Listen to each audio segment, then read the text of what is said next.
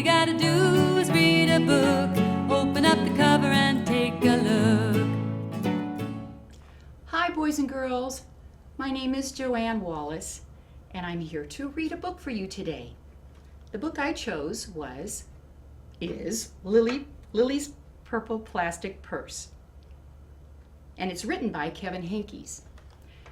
And the reason I chose this book is mainly because of the illustrations, but the story is adorable, and it reminds me of my teaching days when I was a teacher here in Monrovia. I hope you enjoy Lilly's Purple Plastic Purse. Lilly loves school. Here's a picture of Lilly. She loved the pointy pencils. She loved the squeaky chalk. And she loved the way her boots went clickety, clickety, click down the hall every day. Lilly loved the privacy of her own special desk. She loved the fish sticks and chocolate milk every Friday in the lunchroom. And most of all, she loved her teacher, Mr. Slinger. Mr. Slinger was as sharp as a tack. There he is. He wore artistic shirts. He wore glasses on a chain around his neck, and he wore a different colored tie every day of the week. Wow, said Lilly. That was about all she could say. Wow. Instead of greeting students or good morning pupils, Mr. Slinger winked and said, howdy. He thought that desks in rows were old-fashioned and boring. Do you rodents think you can handle a semicircle? Do you know what a semicircle is? And he always provided the most tasty snacks, things that were covered and crunchy and cheesy. I want to be a teacher when I grow up, said Lilly.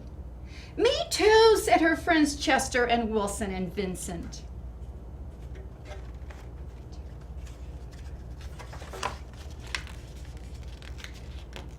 At home, Lilly pretended to be Mr. Slinger. I am the teacher, she told her baby brother, Julius. Listen up. Lilly even wanted her own set of deluxe picture encyclopedias.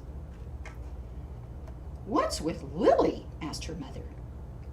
I thought she wanted to be a surgeon or an ambulance driver or a diva, said her father. It must be because of her new teacher, Mr. Slinger, said her mother. Wow, said her father. That was just about all he could say. Wow. Whenever the students had free time, they were permitted to go to the light bulb lab in the back of the classroom. They expressed their ideas creatively through drawing and writing. Lilly went often. She had a lot of ideas. She drew pictures of Mr. Slinger, and she wrote stories about him too. During sharing time, Lilly showed her creations to the entire class. Wow, said Mr. Slinger. That was just about all I could say. Wow. As you can see, she wrote a picture of her teacher, Miss Big Friendly, Mr. Nice Man Teacher. So cute. Her own illustrations. When Mr. Slinger had bus duty, Lilly stood in line even though she didn't ride the bus. Lilly raised her hand more than anyone else in the class, even if she didn't know the answer. And she volunteered to stay after school to clap erasers. School's a little bit different now. I remember having erasers in my classroom. I want to be a teacher when I grow up, said Lilly. Excellent choice, said Mr. Slinger. On Monday morning, Lilly came to school especially happy. She had gone shopping with her Grammy over the weekend. Lilly had a new pair of movie star sunglasses, complete with glittery diamonds, and a chain like Mr. Slinger's. She had 3 shiny new quarters, And best of all, she had a brand new purple plastic purse that played a jaunty tune when it was opened.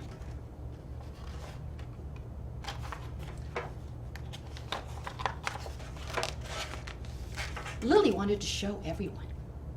"Not now," Mr. Slinger said. "Listen to our story." Lily had a hard time listening. Lily really wanted to show everyone. "Not now," Mr. Slinger said. "Let's be considerate of our classmates." Lily had a hard time being considerate.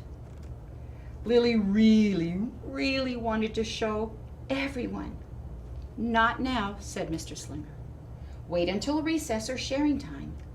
But Lily could not wait. The glasses were so glittery, the quarters were so shiny, and the purse played such nice music, not to mention how excellent it was for sorting school supplies. "Look," Lily whispered fiercely. "Look, everyone. Look what I've got." Everyone looked, including Mr. Slinger. He was not amused. "I'll just keep your things at my desk until the end of the day," he said. "They'll be safe there, and then you can take them home." Lily's stomach lurched. She felt like crying. Her glasses were gone. Her quarters were gone. Her purple plastic purse was gone. Lily longed for her purse all morning. She was even too sad to eat the snack Mr. Slinger served before recess. That afternoon, Lily went to the light bulb lab. She was still very sad. She thought and she thought and she thought. And then she became angry. She thought and she thought and she thought some more. And then she became furious. And she thought and she thought and she thought a bit longer. And then she drew a picture of Mr. Slinger.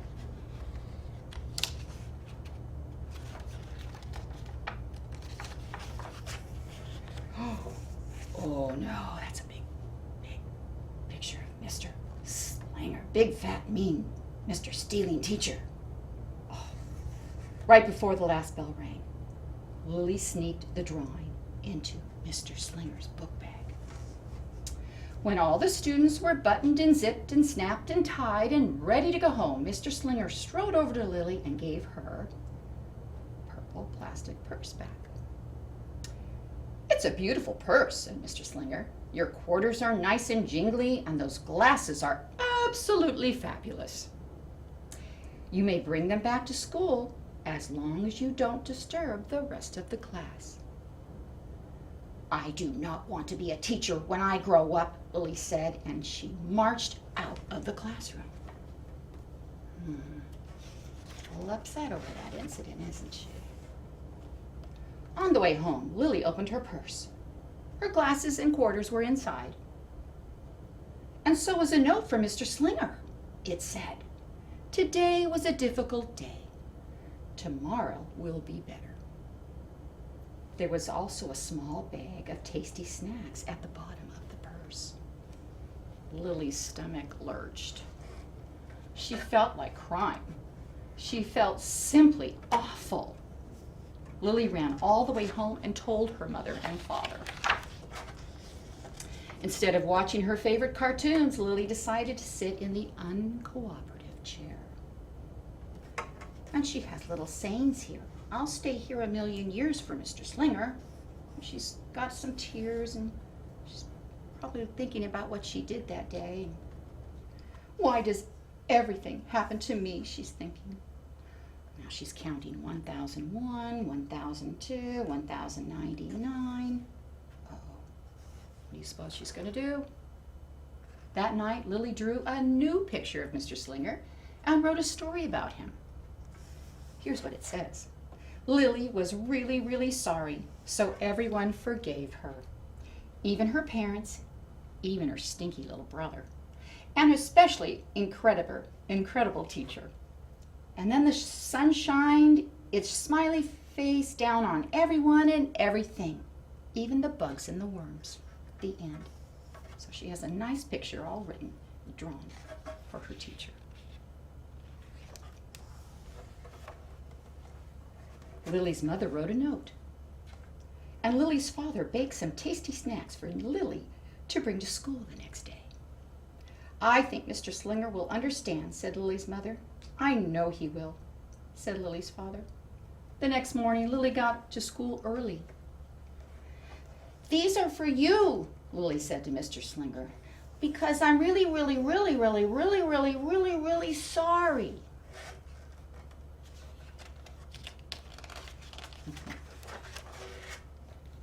Mr. Slinger read the story, and he looked at the picture, and he read the note. And she even asks him, "What does it say?" And he sampled the snacks. "Wow," said Mr. Slinger. That was just about all he could say.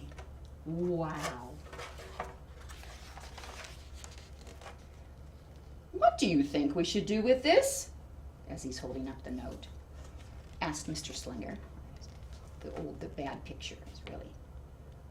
"Could we just throw it away?" asked Lily. "Excellent idea," said Mr. Slinger. So during share time, Lily demonstrated the many uses and unique qualities of her purple plastic purse, her shiny quarters, and her glittery movie star sunglasses. Then she did a little performance using them as props. "It's called interpretive dance," said Lily. Mr. Slinger joined in. "Wow," said the entire class. That was just about all they could say. Wow. Throughout the rest of the day, Lily's purse and quarters and sunglasses were tucked safely inside the desk. She peeked at them often, but she did not disturb a soul. Right before the last bell rang, Mr. Slinger served Lily's snacks to everyone's delight. "What do you want to be when you grow up?" asked Mr. Slinger. "A teacher!" everyone responded. Lily's response was the loudest. "Excellent choice," said Mr. Slinger. As the pupils filed out of the classroom, Lily held her purple plastic purse close to her heart. Mr. Slinger was right. It had been a better day. Lily ran and skipped and hopped and flew all the way home. She was so happy, and she really did want to be a teacher when she grew up. This is my favorite part. That is, when she didn't want to be a dancer, or a surgeon, or an ambulance driver, or a diva, or a pilot, or a hairdresser, or a scuba diver. The end.